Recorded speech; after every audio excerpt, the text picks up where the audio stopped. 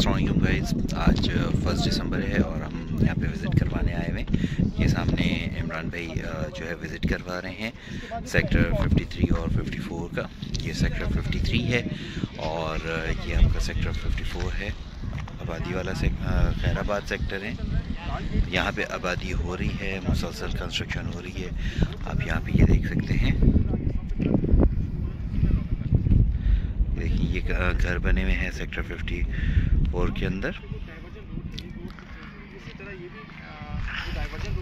ये सामने 100 feet road है जो कि स्ट्रेट डिफाइन हुआ है।